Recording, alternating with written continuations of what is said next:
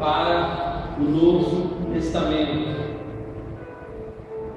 E encontrei uma inspiração na pergunta feita ali no Antigo Testamento.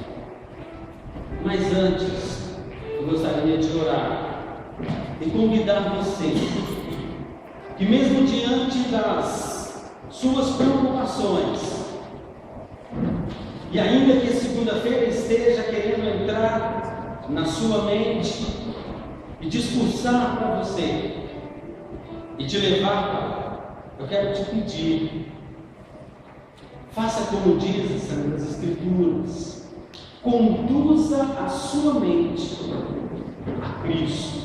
Amém? Conduza a sua mente, o seu coração, as suas emoções. Esteja aqui mesmo de fato e de verdade. Faça deste momento um momento especial para você realmente ser movido por Deus. Amém? Senhor nosso Deus e Pai Todo-Poderoso, nós te louvamos, te agradecemos. A palavra, ela é tua. A inspiração também é tua. A iluminação e a abertura do entendimento para a compreensão da tua graça e de toda a revelação de Deus registrada nas Sagradas Escrituras, também é o Senhor que nos dá esse entendimento. Por isso, nesta noite, tanto quanto quem fala, como quem ouve, que o teu Espírito Santo, na dimensão e nos atributos da deidade deste Deus Todo-Poderoso, visite a cada um e de maneira especial e tremenda conceda aos teus filhos e filhas algo especial direto do teu trono para o coração e mente, em nome de Jesus. Amém. Glória a Deus. Pois bem,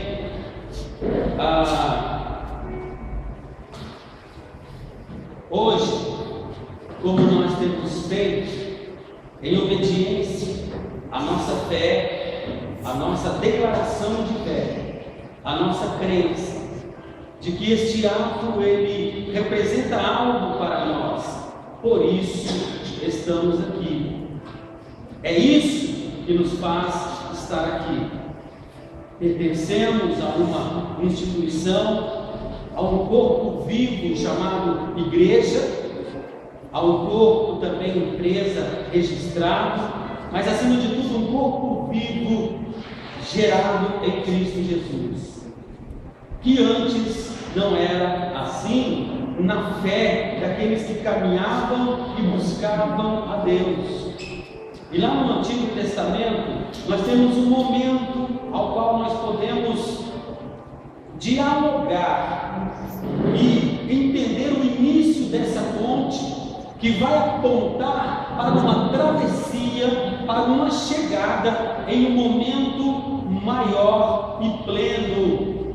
E é interessante que começa com a pergunta ali no Monte Moriá, porque Isaac não sabia e não entendia, mas eu creio que essa pergunta ela foi feita justamente sobre aquele momento.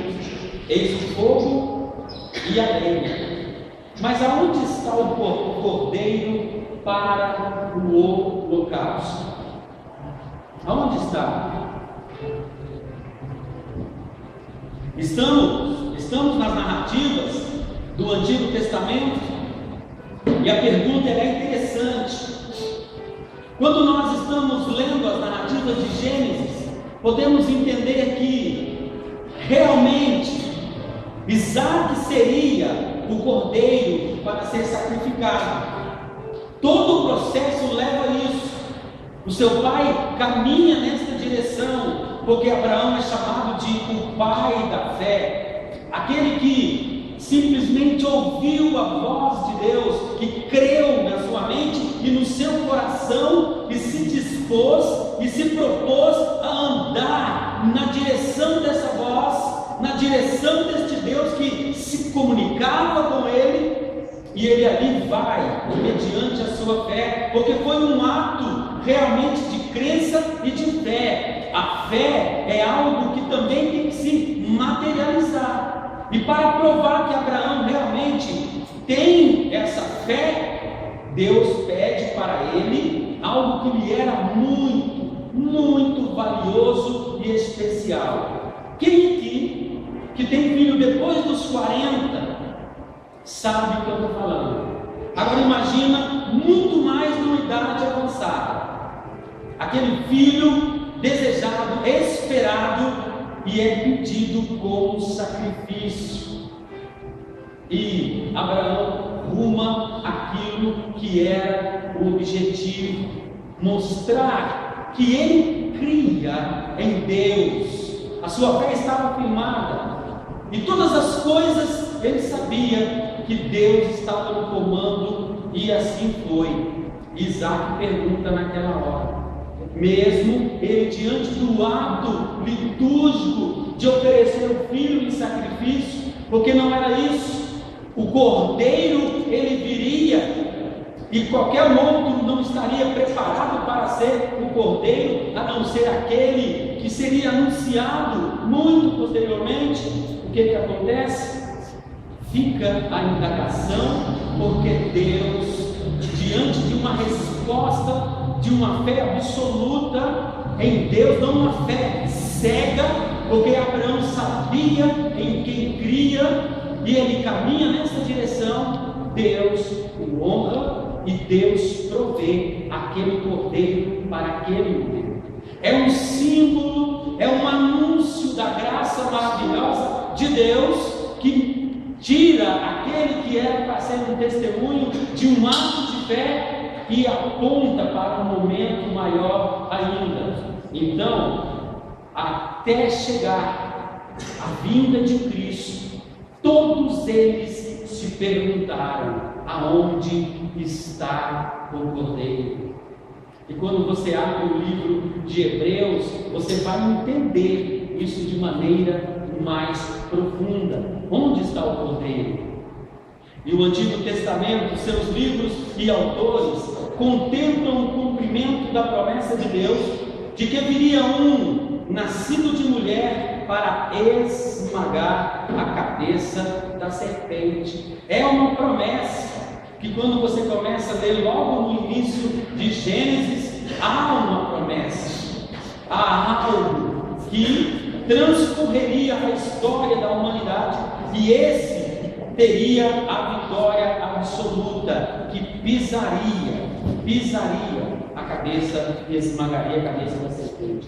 No Novo Testamento, no Evangelho de João, aí sim nós vamos encontrar essa resposta de maneira cabal, absoluta, aos olhos vivos. E o autor de Hebreus diz de algo tão tremendo comigo, que talvez nós hoje, na nossa humanidade e na liberdade da graça que nós temos, não conseguimos contemplar a dimensão da chegada do Cordeiro de Deus na história da humanidade. Ele diz que todos os profetas, todos os patriarcas, toda a história de Israel, todos eles desejaram, ansiaram este momento de ver o Cordeiro. E num dado momento, João Batista, que está às margens do Rio Jordão, fazendo aquilo ao qual Deus colocou como chamado, e no coração de João, ele vê aquele que realmente tinha a legalidade absoluta daquele que poderia ser dito, como ele diz: eis o Cordeiro de Deus que tira o pecado do mundo. É um sacrifício. Lamentavelmente, na nossa história teológica, nós nunca vivenciamos um tempo tão cruel de libertinagem e de barateamento da graça de Deus, a qual nós estamos vivendo hoje, que as pessoas acham que viver debaixo desta graça é viver com um cartão de crédito, que elas podem pecar o tempo inteiro e simplesmente dizer: eu tenho crédito, e vai passando, e vai passando, e vai vivendo uma vida desregrada, desajustada, sem o verdadeiro temor daquele que anda debaixo de uma aliança absoluta no sangue do Cordeiro de Deus, que tira o pecado do mundo. Esse é o Cordeiro de Deus, esse é o objetivo. E essa é a história daquele que veio para cumprir realmente isso. E nós precisamos disso. O Novo Testamento, ele apresenta Cristo como esse que vai inaugurar uma nova era, a verdadeira nova era. Ele vai instituir um novo tempo, e Paulo vai dizer que ele vem na plenitude dos tempos, no momento exato, na maturidade de todas as coisas, para que ele pudesse vir e então inaugurar esse momento da graça especial de Deus em Cristo Jesus. Meus irmãos, a coisa é tão séria, mas tão séria, na chegada de Cristo, e que talvez não é diferente dos nossos dias de hoje. Não é. Nós tínhamos um momento terrível de reinos absolutistas, não absolutistas nessa terminologia que usamos hoje, mas de imperadores deuses, com uma série de vivências, de estrutura familiar, social, religiosa. Nós tínhamos aqueles que se achavam os donos da verdade e do próprio Deus, que diziam como as pessoas deveriam fazer para se achegar até Deus. Os homens responsáveis em alargar os caminhos para que as pessoas se aproximassem de Deus, fecharam os caminhos e tiraram as pessoas de um relacionamento com Deus. E Cristo vem nesse momento, vem para trazer a graça de Deus, vem para inaugurar o ministério da reconciliação, vem para o perdido, vem para o que se sente doente, vem para o que está fora daquilo que se diz que é a verdadeira religião, fora daquela liturgia que as pessoas tinham, que precisavam de ter uma barba num certo centímetro, que precisavam de ter uma roupa, que precisavam de orar tantas vezes ao dia, que precisavam de pertencer a uma família X, que precisavam disso e mais disso. E esse pessoal não podia andar com aqueles que eram chamados de imundos, de pecadores, de cães, de pessoas indignas. E Jesus vem estabelecer agora: eis o Cordeiro de Deus que tira o pecado do mundo. E ele vai ao encontro disso, porque o Novo Testamento vai dizer que há uma só esperança para o ser humano agora, para a justificação, para a salvação: Cristo Jesus e nada mais. Tudo aquilo que se fazia, tudo aquilo que se cria, sim, vai agora tomar um novo sentido, uma nova dimensão, porque tudo e todas as coisas se cumprem em Cristo Jesus. É por isso que Paulo vai dizer que ele é a nova aliança. O sangue de Cristo estabelece, inaugura uma nova aliança linear, que daqui para frente só espera agora algo de Deus, na transformação total de tudo que nós vemos, porque até o apóstolo Paulo diz que até a natureza clama com gemidos inexprimíveis, e é aí que o Cristo vem para chegar a essa humanidade. Não é o excesso da religiosidade. Havia um lugar certo, você só se encontra, você só fala com Deus se for dessa e dessa maneira. Jesus vem e diz: alguns adoram nos montes, outros adoram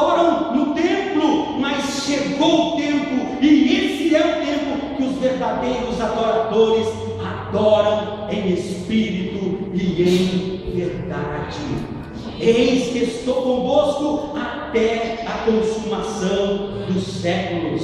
Jesus traz para si, Jesus tira o peso que havia colocado dos homens que queriam se aproximar de Deus.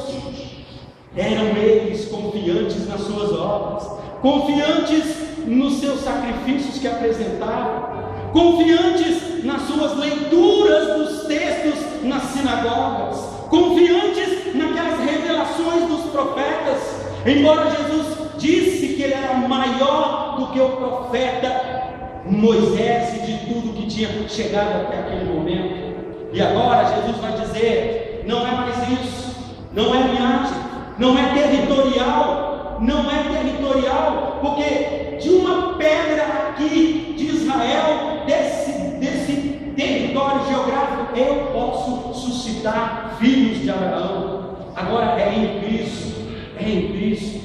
Isso é tão sério que agora é pela fé. Mas a fé em quê? A fé em Cristo Jesus, não a fé nas minhas obras mortas, é pela fé. E até a fé para se achegar ao Senhor, ela é dada, gerada por Deus no nosso coração, para que ninguém se glorie. Tenho mais fé do que você, a minha fé é maior, o meu jeito de crer é maior. Não, acabei comigo uma mariposa aqui, mas tudo bem. Agora foi. Mas é uma verdade. É uma verdade. Meu Deus. Olha até aí, firme aqui. É tão tremendo isso, que até essa fé é dada por Deus, absolutamente de Deus, para que pessoas cultas, incultas, ricas, pobres, insignificantes, no mesmo peso, na mesma medida, alcancem uma comunhão com Deus. Isso é tão tremendo. Sabia que uma aranha, sustentada apenas no seu fio, ela é mais certa que ela está sustentada do que um que quer se sustentar em suas obras mediante Deus? Nada. Suas obras não são nada se não forem obras de Deus, geradas na sua vida pela sua comunhão e intimidade com Deus em Cristo Jesus. É absoluto. Não há obras humanas, mas há sim, porque fala como um Pai, o grande amor de Deus, que nos amou quando nós ainda éramos pecadores. Deus nos amou quando nós ainda éramos pecadores, e por causa disso Ele enviou seu único Filho, Jesus Cristo, para que nós pudéssemos ter a vida, a salvação, a vida plena, absoluta, não só aqui, mas na eternidade, em Cristo Jesus. Assim, a pessoa de Cristo, ela encerra tudo. Isso é tremendo. Eu estava refletindo hoje, quando eu estava vindo para cá de manhã, vendo algumas pessoas se preparando, e no meu coração, no meu trajeto para cá, ainda orei a Deus, para que Deus confortasse os corações daqueles que estão indo limpar os túmulos, rever, desempenhar essa humanidade que ainda sente a falta e que entende que o estar ali tem um significado, um alívio. Mas uma coisa é certa: quando Jesus Cristo vem, Ele estabelece que tudo que nós temos deve ser feito ainda em vida, para que quando partirmos possamos ir debaixo da absoluta certeza de que estamos salvos em Cristo Jesus. Amém. Não precisamos de ofender, xingar, quebrar qualquer coisa dos católicos na fé que eles têm. Até porque a Bíblia que eles têm, nisso que eu estou falando, diz a mesma coisa: salvação só em Cristo Jesus. Só em Cristo Jesus. Por mais santo que as pessoas sejam, aqui não há obras que justifiquem a sua salvação. Mas Cristo Jesus é a certeza da sua salvação. Tão sério que a palavra diz que se me confessares diante dos homens, eu confessarei diante do meu Pai. E aquele que vem a mim, jamais lançarei fora. Jesus é tremendo, meus irmãos. Nessa grande dimensão da história da humanidade, Jesus ele é o verdadeiro revolucionário que a gente pode entender. Ele fala sobre a política, ele fala sobre a religião, ele fala sobre a espiritualidade, não conforme aquelas pessoas estavam vivendo até aquele momento. Ele estabelece um novo encontro com Deus na sua própria pessoa. E Cristo vai trabalhando. E até hoje, quando Paulo escreve o texto que normatiza a ceia, ele aponta sempre para Cristo. Fazer isto em memória de mim. Todas as vezes que fizeres, fazer em memória de mim. A mensagem do Novo Testamento está centralizada em dois pontos principais. O primeiro, na absoluta dependência da pessoa de Jesus Cristo, que se entregou para a remissão dos pecados. Mais uma vez, a ação purificadora, remidora, regeneradora, santificadora do sangue do Cordeiro de Deus, que tira o pecado do mundo, conforme está em Mateus 26, 28. Cristo é a nossa segurança. Outra mensagem do Novo Testamento é todo o povo reunido da igreja, o corpo vivo, a igreja espiritual que está envolta naqueles que receberam a salvação em Cristo Jesus. E é por isso que nós estamos aqui nesta noite hoje, rememorando, falando disso. Mas é necessário que nós tenhamos uma compreensão na nossa vida. E na medida que nós compreendemos isso, que isso é esclarecido para nós tributamos a Deus um verdadeiro culto, um verdadeiro louvor, um verdadeiro. Isso faz uma diferença, porque nós sabemos para quem estamos entoando o louvor. As nossas palavras tomam sentido e significado. Cantamos não jogando palavras, mas da nossa mente e do nosso coração nós sabemos para quem estamos tributando o verdadeiro louvor, porque entendemos o sacrifício de Jesus Cristo na cruz. Não diminuímos, mas damos o significado que tem. Não nos portamos de maneira totalmente desregrada, de maneira que não tem nenhum temor diante do que Deus está nos apresentando nos nossos dias. Igreja do Senhor Jesus Cristo, precisamos de repensar como nós vivemos a nossa comunhão com o Cordeiro de Deus que tira o pecado do mundo. Assim, o tema central do Novo Testamento é a salvação dada por Deus em Cristo Jesus, para todo aquele que nele crê e não pereça, mas tenha a vida eterna. Jesus, ele é o Cordeiro de Deus que inaugura esta nova aliança no seu sangue, o ministério da reconciliação, a vida em abundância, um novo momento para que nós possamos, de fato e de verdade, desenvolver uma comunhão íntima e pessoal com Deus. Vamos ficar de pé nesse momento, convido os diáconos. apresentar-se diante de Deus.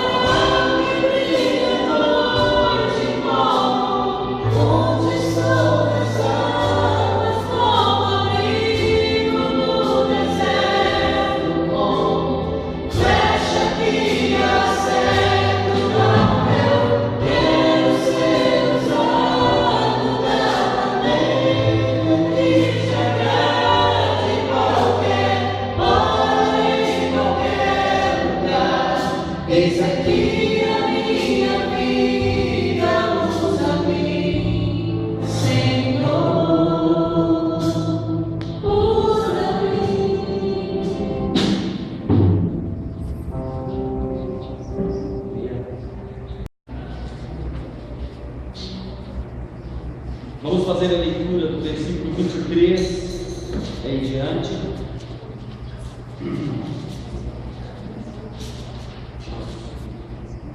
Aonde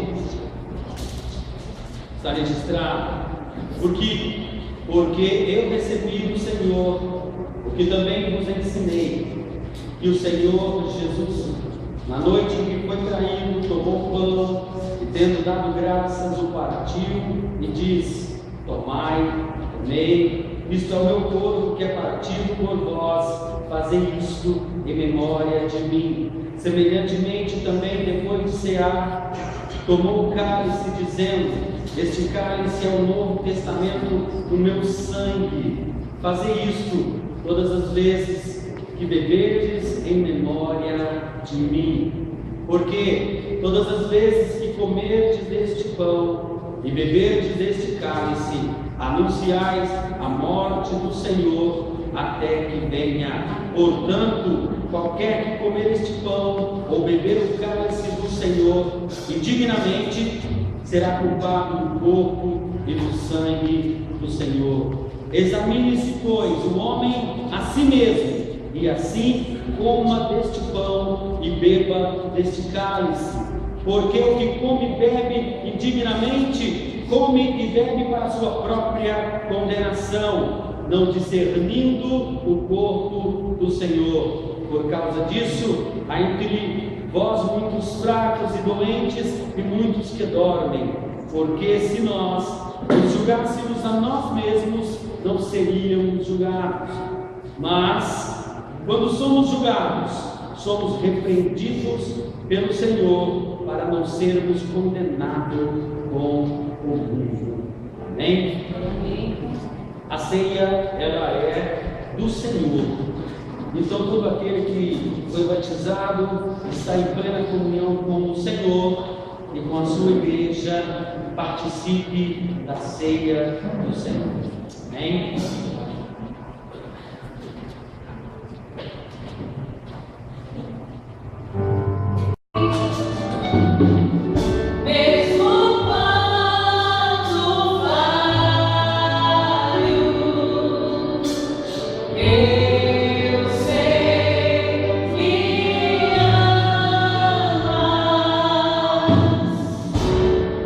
Estás presente.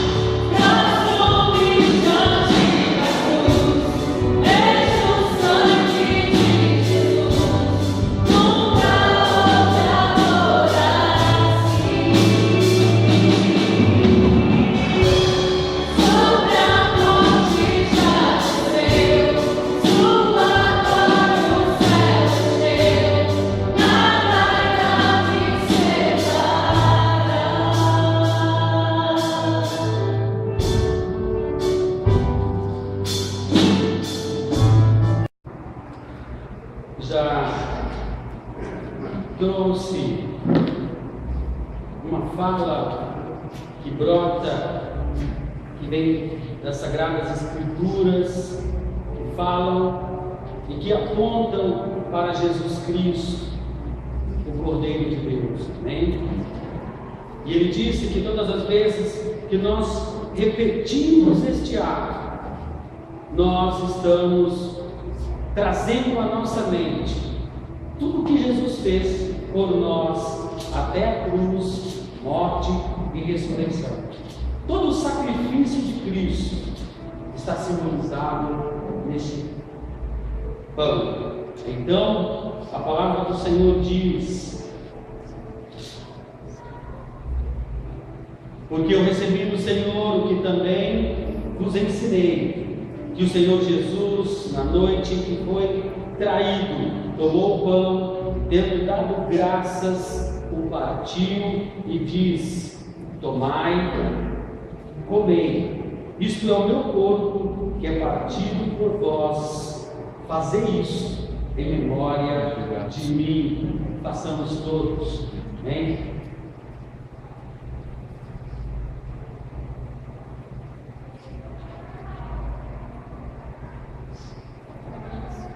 Senhor nosso Deus e nosso Pai amado, nós te damos graças, ó Deus, estamos reunidos, ó Deus, no teu nome. Te louvamos, ó Deus, por mais uma vez o privilégio de participar da Santa Ceia do Senhor. Ó Deus, quando nós participamos deste momento, nós temos a convicção, ó Deus, da eternidade contínua nos céus.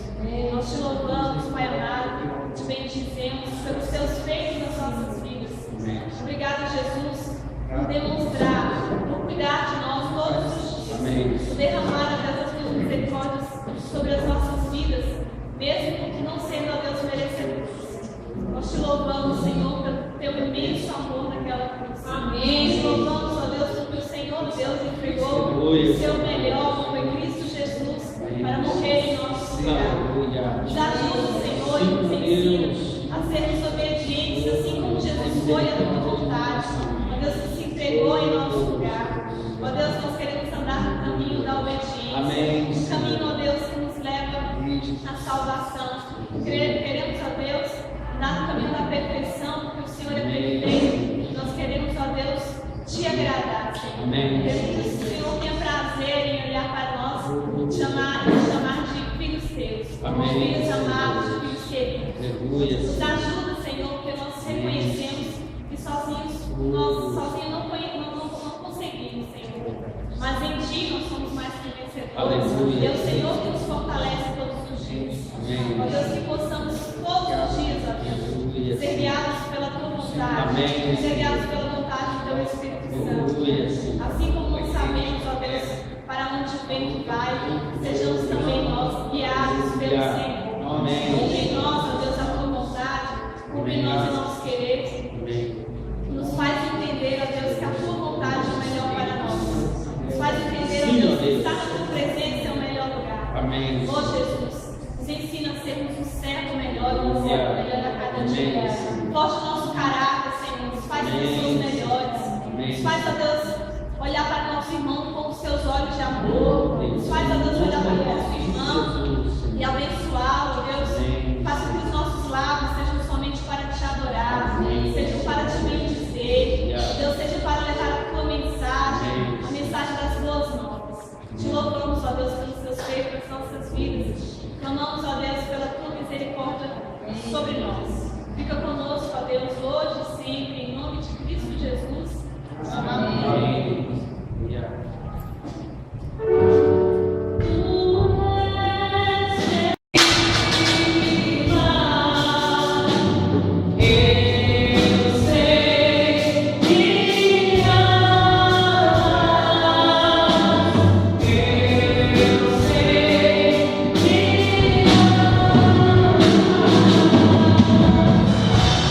Nós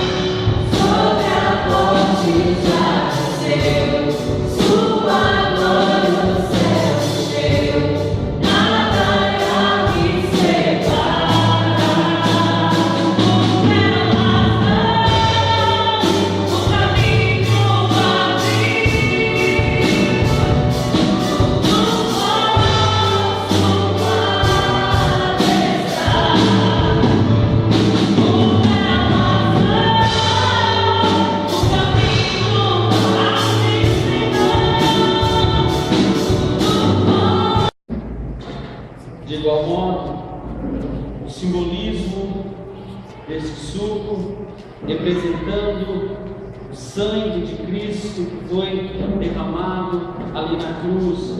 E a palavra do Senhor diz, semelhantemente também depois de cear, tomou o cálice dizendo: este cálice é o novo testamento no meu sangue, a nova aliança. Fazei isto todas as vezes que beberdes em memória de mim. Façamos todos. Obrigado, Senhor. Amém?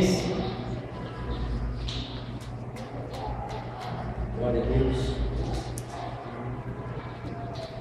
Grandioso Deus, Pai, graças te damos Amém, Senhor. pelas tuas misericórdias, pelo teu amor, pela tua bondade, Senhor, Amém, Senhor. a qual, Senhor, por causa desse amor, nós estamos aqui nessa noite, fazendo parte dessa ceia, fazendo parte, Senhor, desse evento dessa noite. Glória a Deus. Muito obrigado, Deus, porque o Senhor nos ama, mesmo da forma que nós estamos, ou como somos, Pai. Obrigado porque o Senhor não faz acepção de pessoas. O Senhor ama todos de um modo especial, meu Pai. E nós te louvamos por tudo, Pai. Obrigado pelo teu sangue derramado na cruz do Calvário. Obrigado pelo fruto desta noite. Obrigado pela tua presença real em nosso meio, Pai. Nós te louvamos em nome de Jesus. Amém. Glória a Deus.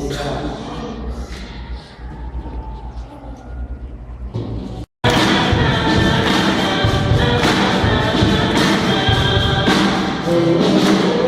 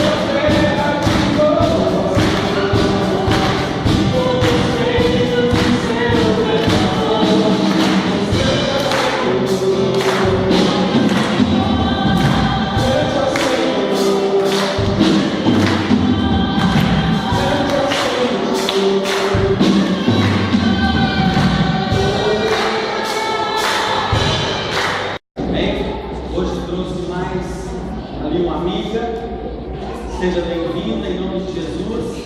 Amém? Deus abençoe ricamente. Que Deus abençoe a igreja, os irmãos. E neste momento, eu passo a palavra para a irmã Vera.